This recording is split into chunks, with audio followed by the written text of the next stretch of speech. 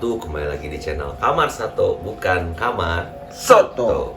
Di kesempatan kali ini dan untuk konten kali ini saya akan berbagi dan sharing lagi mengenai apa itu pinroot, penyebabnya apa, dan cara penanganannya itu seperti apa. Tapi sebelum lanjut ke videonya, alangkah baiknya kalian klik tombol subscribe yang ada di bawah ini. Dan jangan lupa kalian juga aktifkan lonceng notifikasinya, karena satu subscribe kalian merupakan semangat untuk kami, agar kami lebih semangat lagi untuk berkarya. Betul kan boy? Yoi. Tanpa banyak basa-basi dan tanpa banyak bacot lagi, kita langsung ke videonya. Gas ke Nur.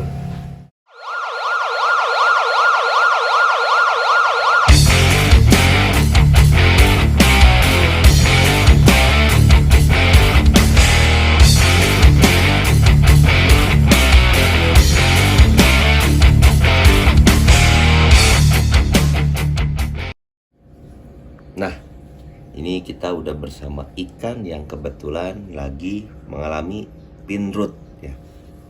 Dan itu jadi pinroot itu apa sih?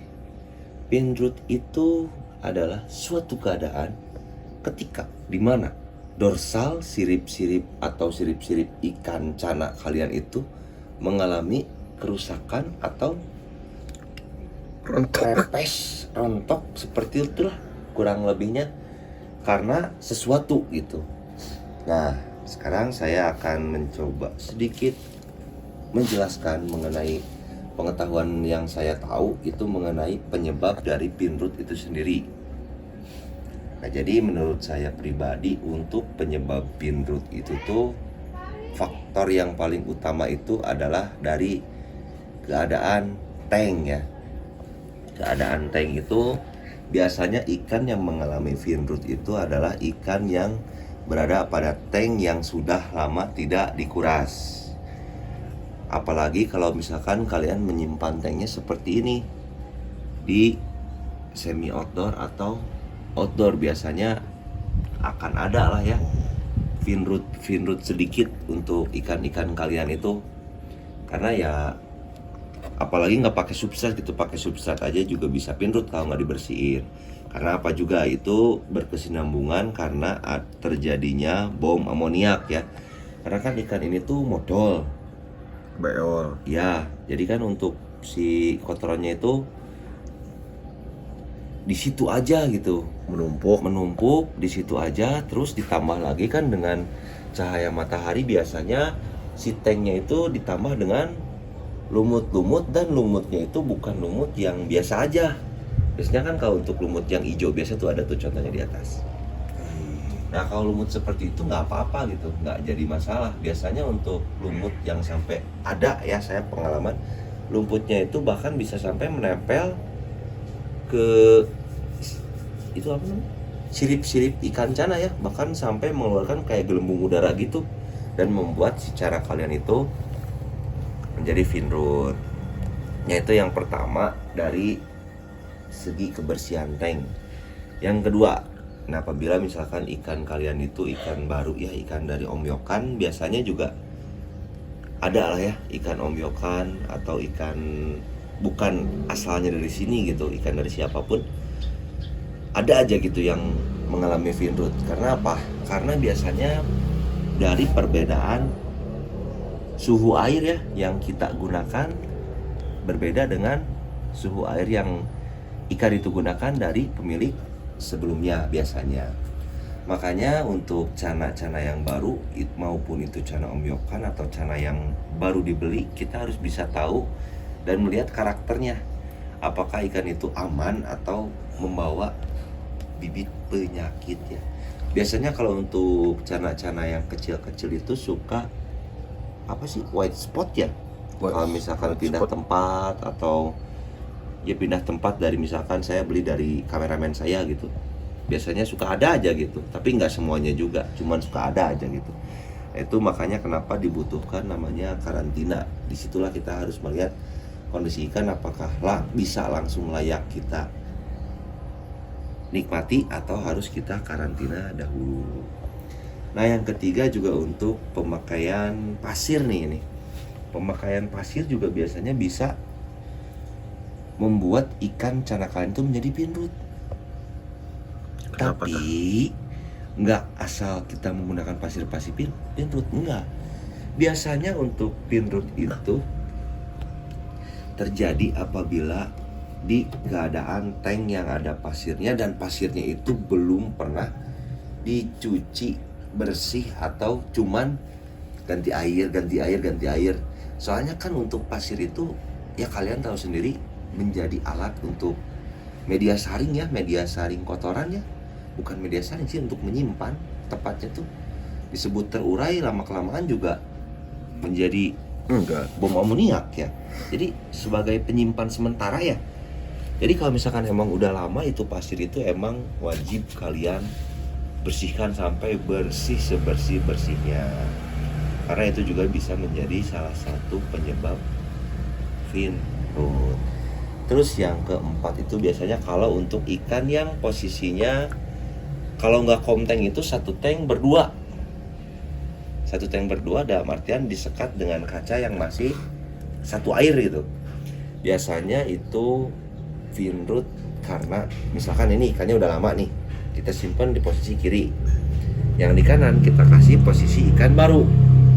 Nah itu juga bisa, karena ikan baru itu kita nggak tahu, balik lagi ke tadi poin nomor 2, kita nggak tahu ikan baru itu membawa penyakit atau tidak, seperti itu.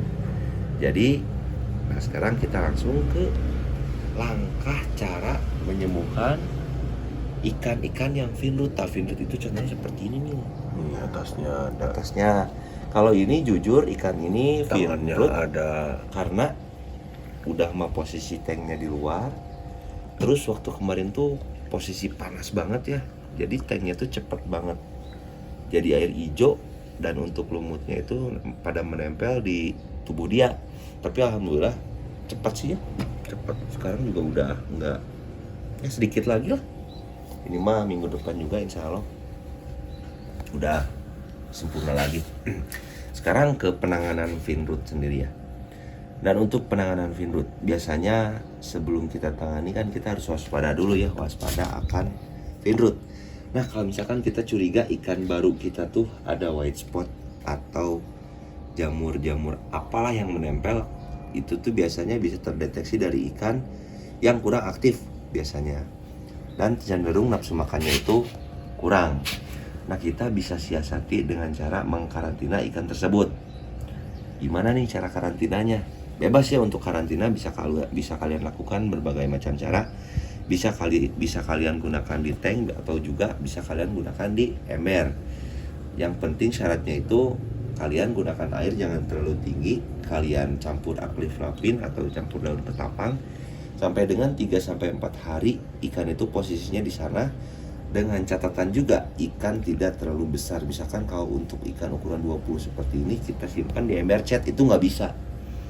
Misalkan kalau untuk di ember cat bisa kalian gunakan ikan sampai dengan posisi 10 sampai 11 cm lah ya, tergantung apa Ukuran. size ikan juga.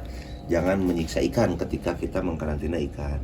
Dan ketika kapan kita memberi makan ikan ketika kita melakukan karantina. Kalau saya pribadi biasanya kalau emang ikannya itu bukan ikan dari tangkapan alam atau cuman ikan omyokan aja gitu, ya 2 hari 3 hari juga udah saya kasih makan gitu mbak, walaupun masih di tempat karantina. Tapi kalau emang ikannya dari sawah misalnya limbata lah ya, saya biasanya kasih makan itu hari keempat atau hari kelima. Karena untuk ikan-ikan yang hasil tangkapan langsung dari alam itu biasanya pada mogok makan gitu.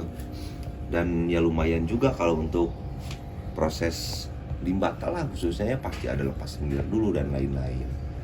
Nah itu untuk finrut itu penanganannya seperti itu. Terus satu lagi, apabila kalian sudah mengalami ikan yang seperti ini nih, finrut udah terjadi gitu finrutnya, nah kalian itu harus cepat-cepat kuras tanknya, kuras sebersih-bersihnya sampai dengan pasirnya semuanya. Kalau bahasa di sini tuh namanya dirukiah ya. Yoi. Dirukiah sampai dengan benar-benar kosong lagi. Terus kasih air endapan, kalau bisa air yang sudah kalian siapkan 2 atau 3 hari sebelum kalian menguras. terus kalian juga siapin daun ketapang, itu terserah ya, kalian mau gunain ekstrak atau daunnya langsung. Yang penting airnya itu nggak berminyak. Ini kan nggak berminyak karena udah diolah, tapi diolahnya itu bukan digodok. Kita udah jelasin ya di konten sebelumnya, lihat aja.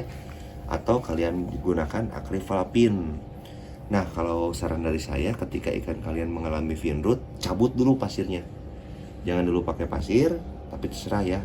Cuman kalau misalkan mau pakai pasir, pasirnya bersihin dulu sebersih-bersihnya. Kalau bisa menggunakan air panas di keuman. Terus buang, bersihin lagi. Tapi kalau lebih simpelnya, kalian cabut dulu pasirnya, kalian gunain ketapang, kalian gunain acryvalapin. Terus yang paling penting ketika kita mengobati ikan fin rot itu, kita kasih pakan yang memang fungsinya untuk meregenerasi sel-sel yang rusak ya. Contohnya kalau saya pribadi itu pasti menggunakan cacing tanah. Dan untuk cacing tanahnya sendiri, katanya sih yang paling bagus untuk meregenerasi apa namanya? Sel-sel rusak itu adalah cacing ANC katanya. Tapi kalau menurut saya pribadi, yang penting cacing tanah lah ya. Kita gunain aja karena kita fokusnya untuk mengobati fin rot. Nah, ada tambahan nggak Boy? Nggak. Cukup? Cukup. Bener? Cukup. Nah, baiklah kalau memang sudah serasa kamu cukup dan aku juga merasa cukup gitu. Penjelasannya seperti itu dulu aja lah untuk konten kali ini. Dan apabila ada kekurangan atau kalian mau menambahkan, bisa kalian tulis di kolom komentar, karena kolom komentar Kamal Sato tersedia untuk Sharing. Akhir kata saya ucapkan assalamualaikum warahmatullahi wabarakatuh. Sehat-sehat dulu sekalian, lancar rezeki. Jangan lupa tersenyum tetap di channel Kamar Sato, bukan Kamar Soto.